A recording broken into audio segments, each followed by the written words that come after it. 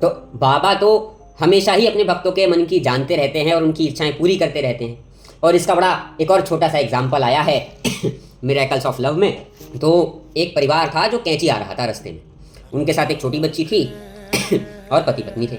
अब वो ड्राइव करके आ रहे होंगे शायद, हो सकता है। तो अब उनके साथ जो बच्ची थी उसको भूख लगी और साथ में उसका मन किया कि उसे जलेबी खानी। अब इन्होंने गाड़ी रोकी, आसपास पता किया, हलवाइयों की दुकान नहीं मिली। पता चला कि कैंची भी बहुत ज़्यादा दूर नहीं है, चलो वहीं देख लेंगे। अब जलेबी यहाँ नहीं मिली तो ये लोग वहाँ से चल दिए।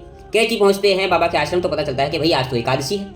एकादशी पे अब हमारे यहाँ पे तो व्रत रखे जाते हैं, है ना, ठाकुर जी का दिन होता है।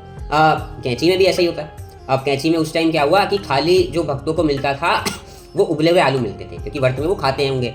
अब इनको भी वही मिलने थे, इनको भी एक्सपेक्टेड हुआ कि हाँ अब हमें भी यही मिलेगा, और जलेबी मिली नहीं। अब उस समय क्या हुआ कि ये जो उबले हुए आलू का वितरण वगैरह हुआ, इसके थोड़ी देर बाद बाबा एक कमरे में जाके बैठे थे। अब जहाँ बाबा बैठे थे उसके आसपास ही ये लोग भी थे, और एक कोई आदमी आया वहाँ पे बाबा को जलेबियाँ खिलाने लाया।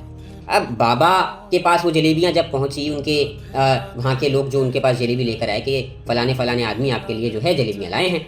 अब बाबा ने क्या किया, सबसे पहला काम कि अभी रुको, सबसे पहले इसमें से कुछ जलेबी लेके जाओ और वो जो बच्ची आई है उसको जाके खिलाओ। और इस तरह से बाबा ने उस बच्ची की जलेबी की क्रेविंग को मिटाया, उसके मन में जलेबी खाने का जो इच्छा थी उसको पूरा किया, और वो भी एकादशी वाले दिन पूरा किया। तो सोचो कि बाबा किस तरह से चीज़ों को करते हैं, और ऐसा इसलिए है क्योंकि वो सब जानते हैं, सर्वव्यापी हैं। जय जय श्री राम।